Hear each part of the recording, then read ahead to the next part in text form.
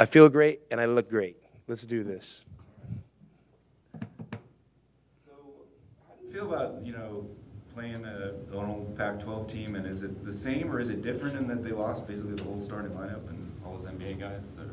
I mean, hey, it's the next game on our schedule, and obviously, we're a little more familiar with them than we are some of the other teams, and that's what happens. You lose guys, you get new guys, but a lot of times coaches, are kind of staying in the same lane with some of the things they're doing, and we're finding that with Colorado, but now you got to go out and play the game. Yeah, I mean, are you watching it when you watch their video, even though there's different guys, are you saying, oh, that looks like something?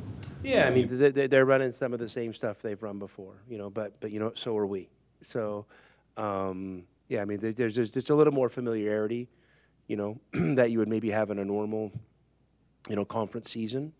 But again, you're not. It's not like comforting because for years you've had familiarity with your opponents, but you still got to go out and play the game. And so we're going to focus just on going out and playing the game possession by possession, and we're not going to make much more of it than that. Is there anything to the fact that this is going to be your shortest turnaround so far in the conference, that you maybe have to try to look to conserve anything because you're playing 36 hours later? Conserve's not even a word in our vocabulary. I mean, no. These guys are young. They're in great shape. And, we're going to, expecting Colorado to come out with a spirited effort. And, obviously we're going to have to match that. And, it takes what it takes. So, we don't have there's not an algorithm, for how much effort we're going to put in Saturday and save, for the next game. That's not how I operate, so. You guys have had these 2-2s, 2 home, 2 away concept, which was like the Pac-12. Now you're about to enter into the schedule where it's going to be 1-1, 1 home, 1 away. Do you like that format? We'll find out. There's no reason to form an opinion yet because we haven't done it. So, we'll just, like I said, what's on the schedule and what's in front of us, we'll tackle it as it comes. And, we're just excited to play game to game. We got a group of guys that I think's, kind of coming together as a team. That doesn't mean there's not going to be bumps in the road, but I like, the progress we've made overall, and we got to continue to fight to make progress. In late January and February, it's when teams can kind of maybe separate themselves from the pack, and so we need to knuckle down and fight for that.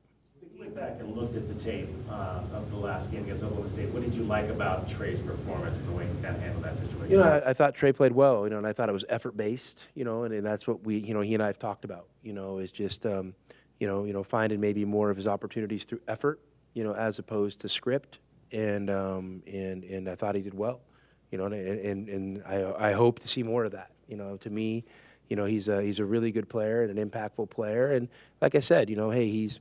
You play 4 years at a school, and that school is really successful. They play a certain way, and then you go to another school, and maybe they play a little different style and different conference and different teammates, and there's just a little bit of a learning process. And so, I think you got to give guys, space and room to explore it during that process, and not feel like you got all the answers. And the best solutions are usually going to be the ones found, through effort. And guys, figuring out where their opportunities are on their own, as opposed to me scripting everything. Colorado's had a lot of games with a lot of fouls. I don't know if it's something they do by design, but you just came off a game where you had to deal with the early foul trouble. Do you anticipate a further approach? I mean, like I said, hey, we're I don't want to say you always have a plan for everything, because there's sometimes there is the beauty in just figuring it out in the moment. But we'll have plans accordingly. I mean, I don't know how the game's quite going to be officiated yet. I'm not assuming, we're going to have both of our bigs. You're going to have 2 fouls, in the first 10 minutes of the first half. But if that happens, we'll react accordingly. And for Emmanuel, I'm happy for how he stepped up and helped the team. And he has an eagerness about him, that's appealing. And his teammates love him. And and I have full belief if he gets opportunities, I know this, he's going to get everything he got, and you can't ask for much more than that. Do you See the opportunity to use him without necessity? Like, I mean, sure. you know, we'll play that out as it happens. You know, like I said, he's a developing player, and I feel like Henry and Tobey are still developing. So, you know, I mean, I don't think that position's quite settled yet. I think there's been some really good performances out of it, but you know, I'm still looking to continue to develop those guys because traditionally, those guys that have played those positions, you know, in our system have been significant impact players, and I'm looking for that every day, you know, from the combination of Tobey, Henry, and Emmanuel. Was there anything specific about the fouls with Tobey and Henry that, you know, when you look back at the video, like a teaching moment? I mean, yeah, I mean, listen, there's always a tough call here and there, and you know, and a lot of times, you know, bigs get fouls pinned on them. You could, you know, if you go back, you know, a second or two in the possession, you know, it could be a breakdown by a guard that leads to penetration. You know, I mean, all these little things add up, and you know, if you're asking your bigs to protect the paint and protect the rim, they're kind of the last line of defense, and that's where a lot of collisions happen, and you know, and referees got to make decisions. What else do you see about Colorado, you know, this year? Anything different that jumps out at you? I mean, Julian Hammond's a good player. You know, he's been around for a minute, and you know, he's a good player, and you know, he's not scared. You know, he's had success here before. You know, their young big kids are developing. You know, I mean, I know the one kid had like 8 blocks a couple games ago, and you know, Yakimowski is somebody we respect. You know, he's somebody who's, you know, played good against us in the past, and we know what type of impact he can have. So. You know, and then they have a collection of, you know, of a lot of new players that are figuring it out as well. And, you know, I think he's, you know, looks like he's trying a lot of different lineups. And, you know, I'm sure, you know, Tad's had a lot of success in his career. And I'm sure, you know, he's pushing a lot of buttons. And eventually he'll push the right buttons. But I know this, Colorado's going to win a few games in conference. They're going to win some games.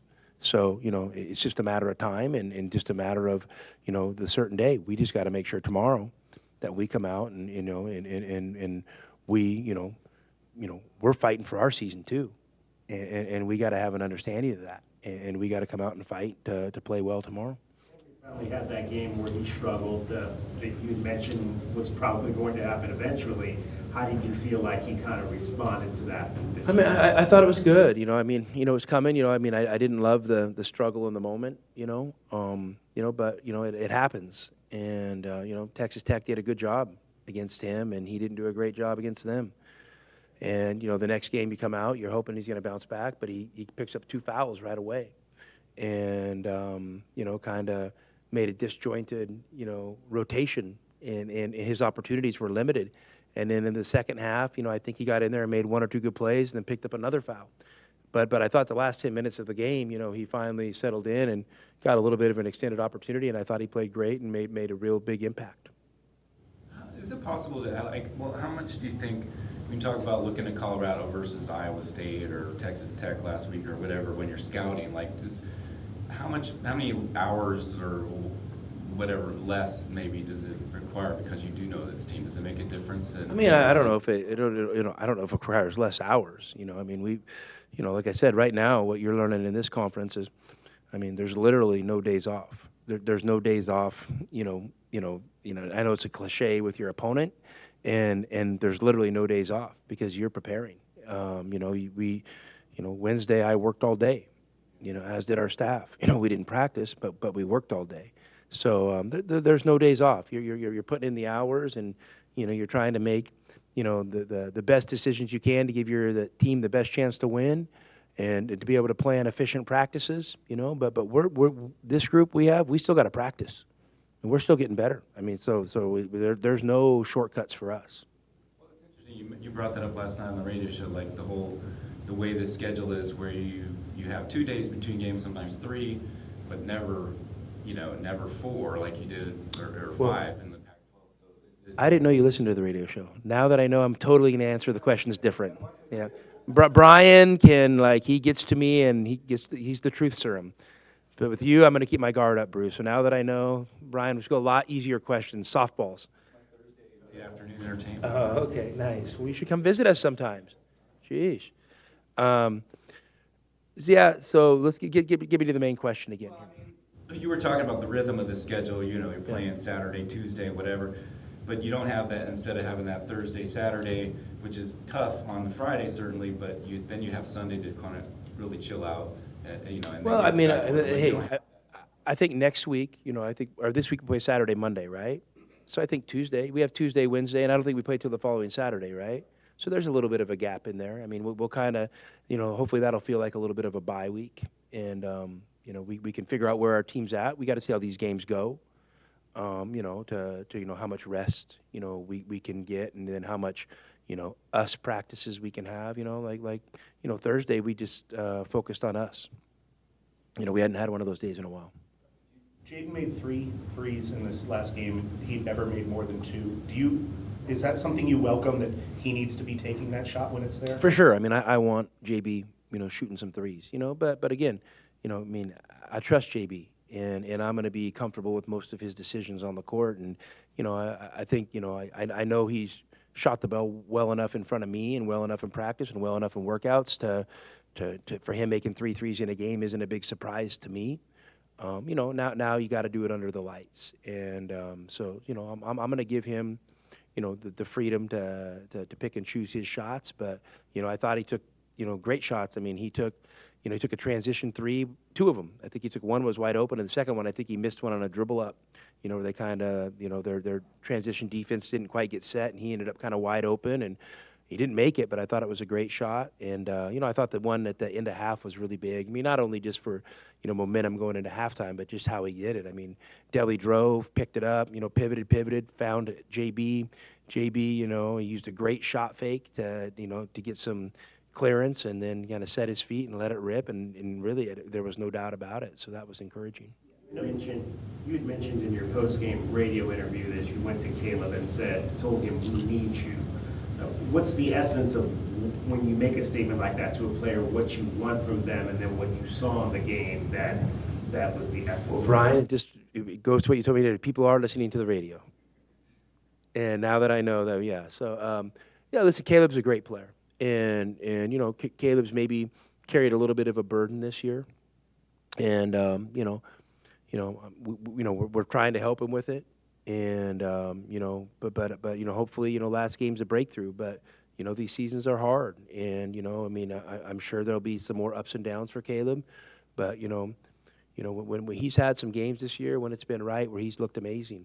And, we just got to try to find a way to help him keep himself there. I think he's the owner of that. And he's the owner of his emotions. He's the owner of his feelings. And, I don't think, any of his disappointment or anything has to do with the team as opposed to him. I think he's just being hard on himself. And so, yeah, so hopefully we got him in a good way because, obviously when he's better, he gives us a whole nother a level we can get to. And we can say that about some other guys on our team as well. But follow to that, he took 17 shots in that game. There's been games when he's only taken maybe 8 or 9. Do you need him to take more shots? Well, I mean, I don't necessarily count like shots per person. I just count quality possessions, quality shots. Are we connecting on offense? Are we, is the ball finding the right guy? You could have a guy take, 15 shots, but if 10 of them are bad, that's probably not good. So we're just looking for quality shots. I think in that game, his shot quality was pretty good. And, he made a few of them, which helps. But that's what we're fighting for is just that shot quality. And I think our shot quality was better on Tuesday than it was on Saturday. And that's something we got to continue to fight for. Do you think that your team is taking enough threes in that respect? Again, I just go to shot quality. I go to shot quality. And, if you take threes, it's great, but you got to make them. You got the ball's got to go in the basket. So, there's lots of ways to accumulate points, and I know, threes are popular, but at the end of the day, you also got to know your team a little bit, and you can't get, I don't think you can get hung up too much on an ideal, as opposed to reality. And the reality is, I think we can be a good offensive team, and I don't think we have to shoot 33s. Now if we had 30 great threes from the right guys and, they were wide open, I would probably feel really good, So, to me, it's just more shot quality and then context of the game a little bit. Because the other thing that I think really matters, I think fouls and free throws matter. I think layups matter. Those are important baskets, that we've always, wanted to be strong in those areas. And then I know threes matter as well, but for me, I haven't like put a number on it, and I feel good about the shots we got on Tuesday, for the most part. That's interesting, because did you come into the year thinking this might work out that way? Because it looks like looking at your percentage of threes to twos, it's probably lower than your first 3 years. How much? Not a whole lot, especially compared to last year, but the first couple of years, I think. Yeah, I mean, I think it, I think it just goes on how your team's built. That first year you have, Kerr, can shoot a high volume of threes. Ben can shoot a high volume of threes, and there's great shots for those guys. Pella, could shoot threes. Justin Kier could shoot threes. So, I think it's all on how your team's built, and a little bit like that, and a little bit game to game. But I feel, I think the main things I'm looking for is just us fighting for great shots on every possession. All right, guys.